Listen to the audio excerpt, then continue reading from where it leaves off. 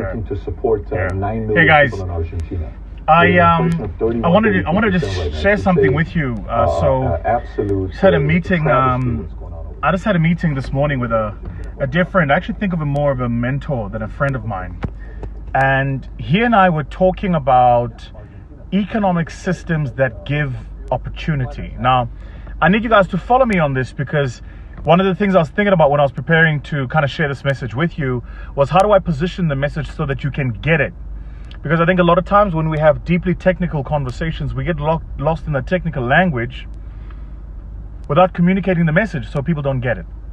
Anyway, so Mikhail and I were busy talking about economic systems that promise opportunity to people. And I was saying to him, I was like, dude, look, let me tell you how I look at it, guys. And if you get a sense of how I look at it, then you'll understand it. I was like, for me, if you want to understand what it takes to thrive in an economic system, look at the top 25 wealthiest people in that system, and then look at the top 25 most respected people in that economic system, and you'll understand everything you need to know about that economic system. Let me tell you what I'm trying to say to you. So if you live in a country where the top 25 wealthiest people and the top 25 most celebrated people are people who are entrepreneurs, who built businesses from the ground up, who did it without connections to any politician or government contracts or huge contracts. I'm talking about guys that started making paper slippers and then sell the paper slipper at $1 each, and then, rather than have one customer paying them $1 million, they have 1 million customers paying them $1.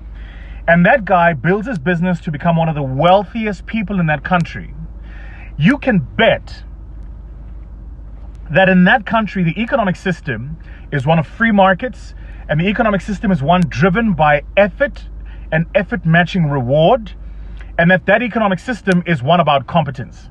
Usually, not always, but usually. And in those markets, usually you'll find that people who have the highest IQ tend to rise towards the highest echelons of prosperity and wealth. Here's an example.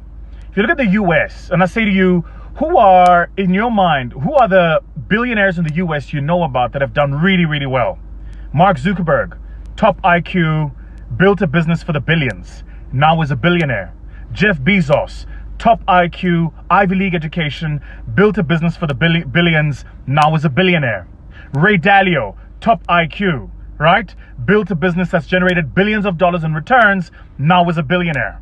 I could just keep going, but if you look at the US and you look at the guys in the US who've made extraordinary amounts of money, these are people who've literally shifted the economic trajectory and system. Larry Page, Sergey, Reid Hoffman, who founded LinkedIn, Steve Jobs, Andrew Grove, all of these guys who've built these phenomenal businesses, all of them have one thing in common. Even our very own Elon Musk left here to go there because he was an IQ-driven guy.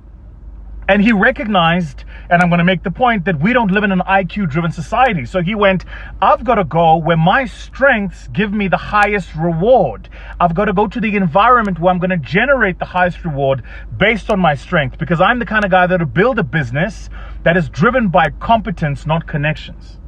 Does that make sense? Juxtapose that with many of our own economies here in the continent. And, one of the things I've been careful to do is I hate Africa bashing. Like, I feel like Africa's been through enough. We really don't need to be bashing each other. So this is not me bashing. This is just me reflecting. And I'm open to being wrong. If you guys think I'm wrong, just tell me where you think I'm wrong and share with me what your own perspectives are. But if you look at Africa, and you look at many of the continents and many of the countries in Africa, look at Latin America, look at many of the countries in Latin America, look at Asia. Look at many of the countries in Asia too, because we love to talk about the Asia countries, but the truth is that their economic system is actually very similar to ours. Even in Russia, economic system very similar to ours. Those economic systems are not necessarily driven by your level of intellect or competence or cognitive ability. Of course, you have to be smart enough to survive, but you don't have to be the smartest of the pack. They're also not driven by your level of competence, because there are people who are much more competent than you who don't have necessarily the same access. What they're driven by tends to be access to power. So it's about connection, not competence. And they also tend to be driven by access to massive state-funded opportunities that can generate instant wealth for you. Instant wealth. So in those markets, all you got to do is be close enough to somebody in power, get access to an amazing opportunity that generates you instant wealth tomorrow, and you're sorted, you're fixed. And one of the ways you know this is true is usually what people who live in those markets do is the minute they generate wealth and they get free cash flows from that wealth, they will externalize the capital. They'll take their money and they'll take it out of the country. You'll very rarely see guys who make money in those countries reinvest in those countries. That's why there are very few people who do government tenders that do venture capital. Because why would I take my money that I'm earning in a government contract and invest it in a high-risk alternative asset instrument that is highly illiquid and where I might lose my money? I'm not going to do that. Why? Because in that market and in that space, and listen to this, when we were talking about this, like my mind shifted. The view of the future is different. See, if I'm living in a market driven by competence and free markets, I tend to take a view about the future based on my own competence and ability because it's driven by competence and a free market. So I go, if I'm competent and I can compete, I believe the future is good.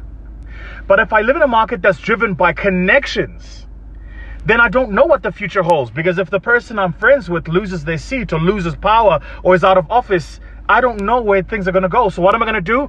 The minute I have money, I'm going to externalize it. How do you know this is true? Look at who buys the properties in Switzerland. Look at who buys the properties in Monaco. Look at who's putting money in Liechtenstein. Who are these guys? And where's that money coming from? So how is it that the money coming from a country is not being reinvested in that country, but the people of that country are looking for foreign direct investment? I'm confused here. So we're sitting here going, foreigners invest in our own country, but when we're generating money ourselves in our own countries, we're not reinvesting it in our own countries. We're taking that money and externalizing it. We're putting it in other countries, other economies. We're buying homes in Lyon. We're buying homes in the south of France. We're buying homes in Liechtenstein. You're putting your money in pounds. And if you're really, really conservative, you're going to take some of your money and put it in gold. But what you're not going to do is take your money and put it in a new business in that same economy, because you don't know what the future looks like. We were just having this conversation. I was like, boom, my mind just shifted. And I was like, oh. Then, and this is the final note, and I'll leave this with you guys. Check this out. The cost of all of this is that top talent leaves. And the reason top talent leaves is because top talent wants to live in an economy driven by competence, not connections. So if I'm top talent, if I was top 10% of my class, all of my schooling career, and I'm top 10% of my performance quota, all of my professional career, but I don't have a real chance of generating long-term wealth because of the system, I will leave. And I will go to an environment that's going to leverage my assets. Boom. So where do you find, go to Canada, go to the US. Some of the smartest bankers are Nigerians. Like some of the smartest people in financial services in the UK, Nigerians. Some of the smartest people working in technology in Malaysia, Kenyans. Some of the smartest people working in construction, engineering in Australia, South Africans.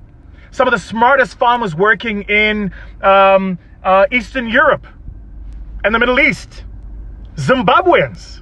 Why?